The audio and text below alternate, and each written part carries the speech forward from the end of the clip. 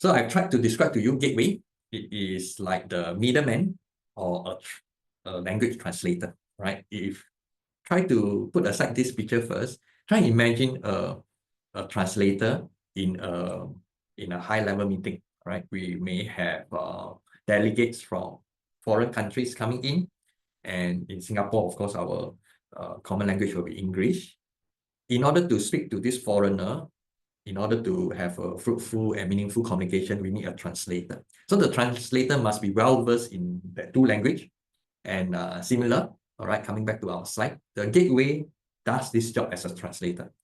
On the right, all right, on the right, this would be our internet connection, and this would be the typical TCP/IP. And this is the internet protocol. But on the left, this could be various protocol.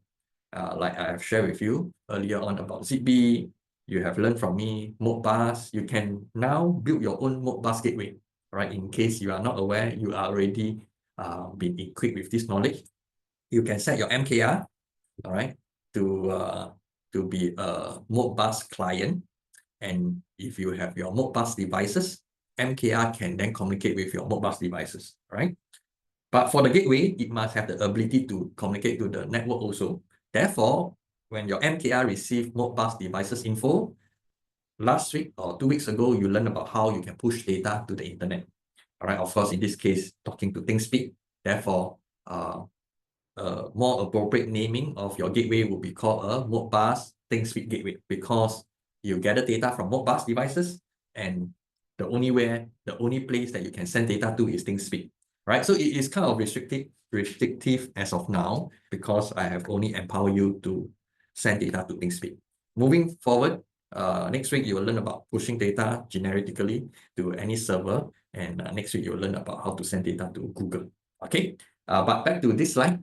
I want you to understand the purpose of a gateway, being the bridge, being the translator between different types of communication protocol or technologies. Okay, on one side, this is what I've just explained. On the other side, something that I have not talked about, which has been mentioned over here.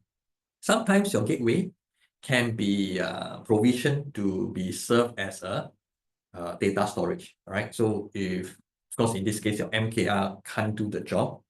I don't know whether I should show it in class that there are additional shield to be added on onto MKR Wi-Fi 1010 to empower it with SD card functionality.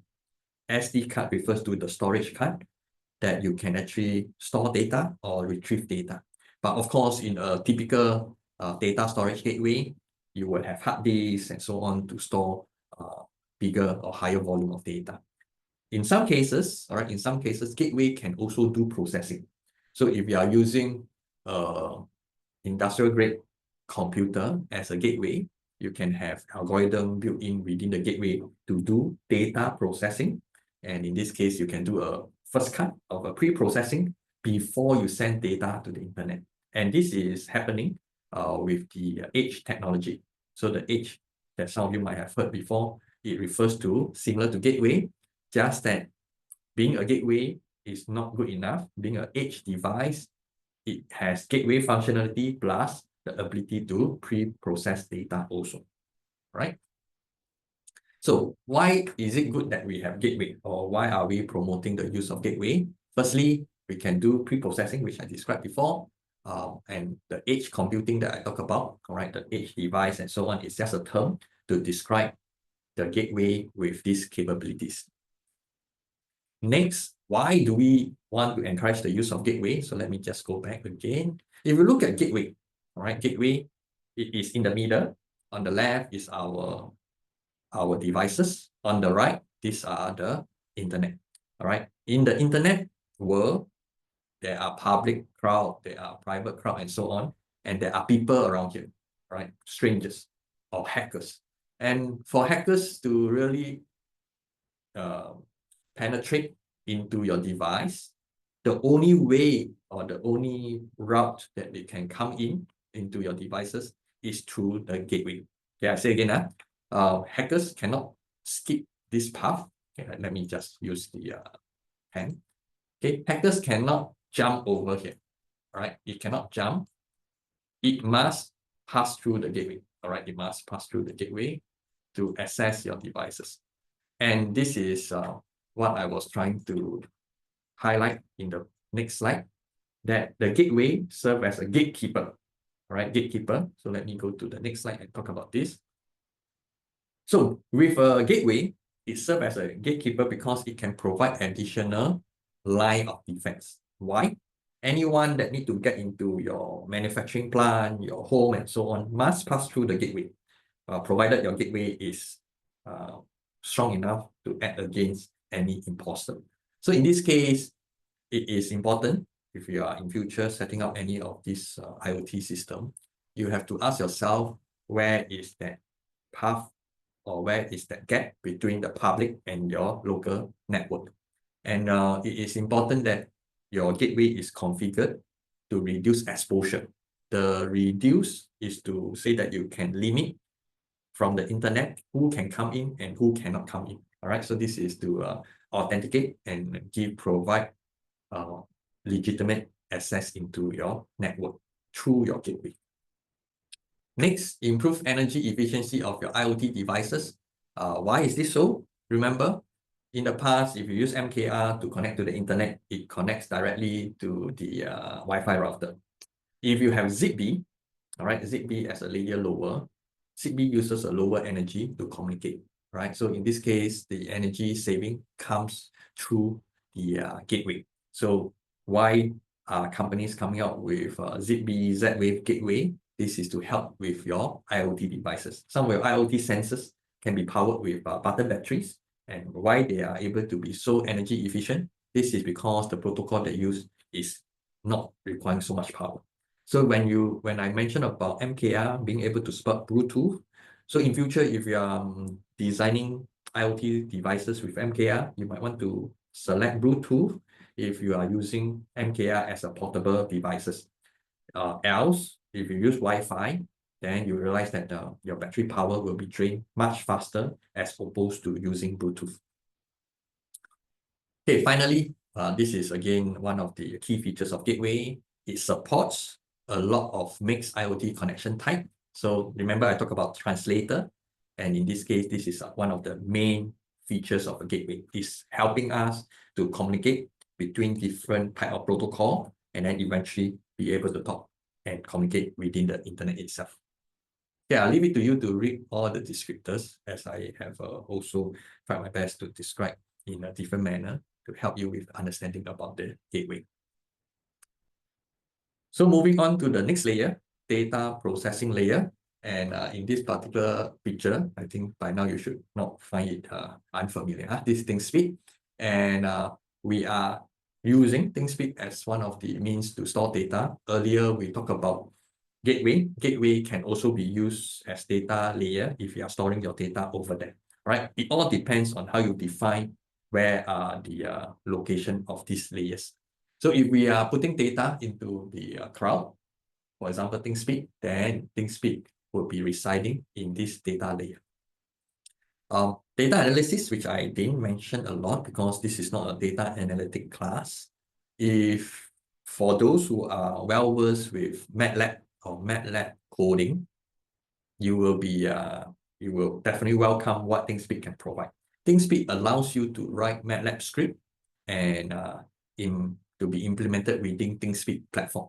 So which means as you collect data using ThinkSpeed, you can also implement data analytics by writing your MATLAB script inside ThinkSpeed so that as data comes in, it will do data processing and then subsequently create your data abstraction. So what is that you want to make up or make out of your data? You could be building up models, you could be using the models for prediction, and so on and so forth. All right, so this is the part that ThinkSpeed can do more.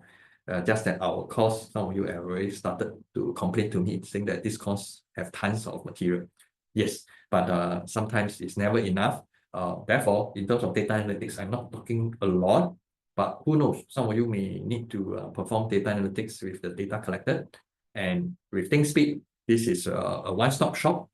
So for those who are not aware, right, you might want to read up on the capability of ThinkSpeed, especially in this part for data analytics.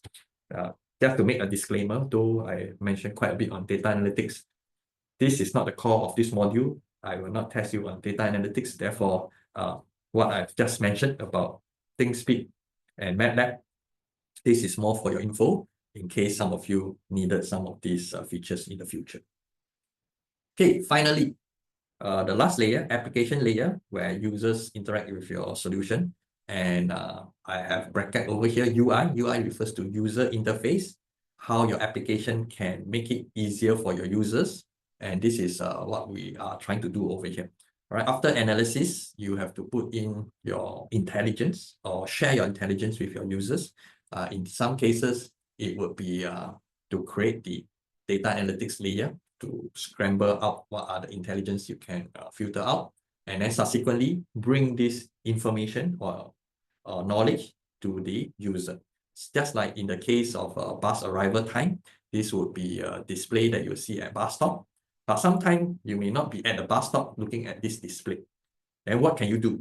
All right, or what can the information provider do? They can come up with mobile apps so that while you are on the move, okay, safety first, I don't want you to look at your phone, looking at the bus arrival time, and then you are not aware of the traffic around you. But with mobile apps in your palm, tying back to this information like this, then it will make the application more versatile. All right, user on the move can then check what are the arrival time, occupancy level, and so on and so forth. Right, therefore, sharing with you mobile apps, of course, I want to check back and share with you what we have done in week 6 on the development of mobile applications. Although it is a short one, I hope that you can see the power and the unlimited possibilities that mobile application can bring you. All right. So with this layer concept, I hope that you can now better appreciate that in terms of IoT architecture, there are these 4 main layers of implementation.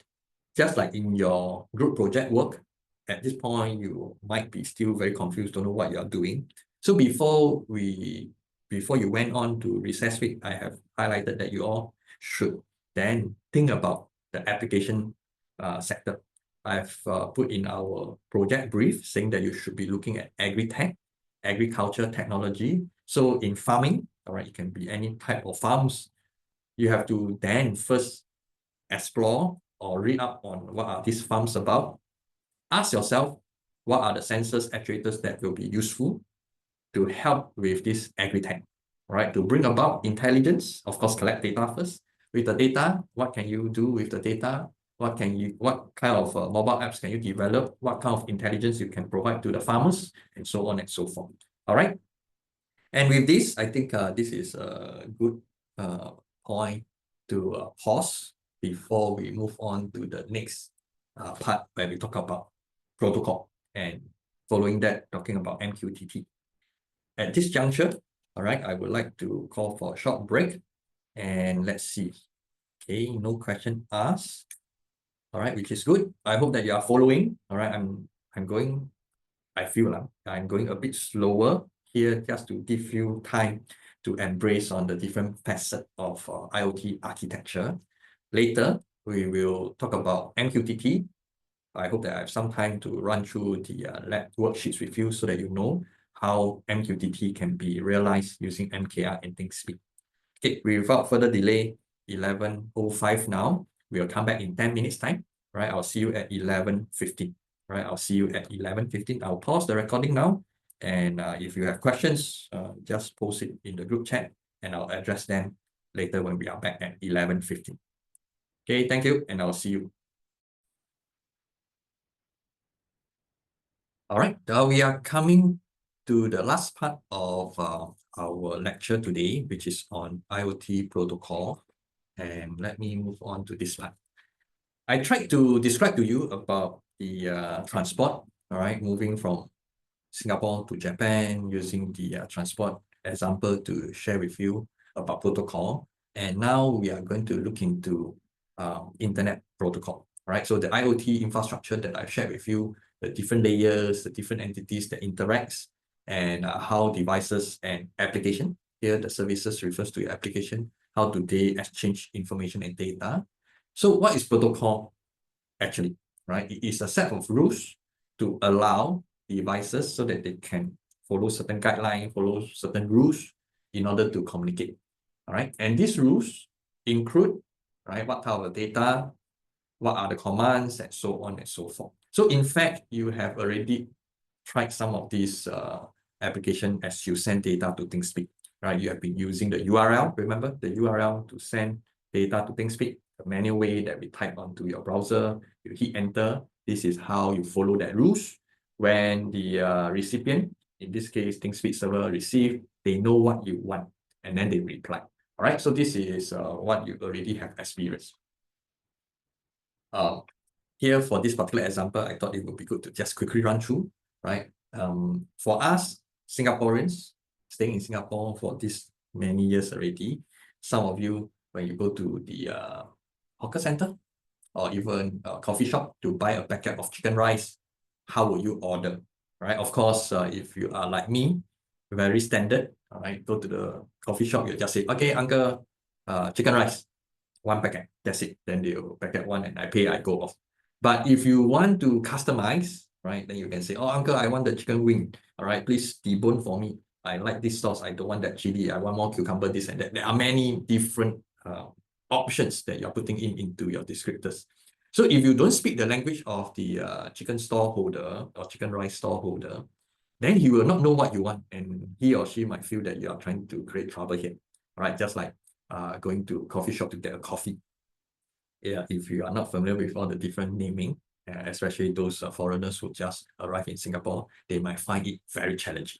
And if you are facing similar situation, not knowing what is happening within this protocol, you are not alone. All right, being a beginner, being a newbie in this area, it is just like a foreigner or yourself when you, okay, at least I can quote this example. When I flew to Japan 2 or 3 years back, I realized that a lot of their ordering protocol become automated. So I have to talk to the machine, all right, to make my order. There's no more storeholder that I interact or communicate with. And these are protocols involved in ordering of my food.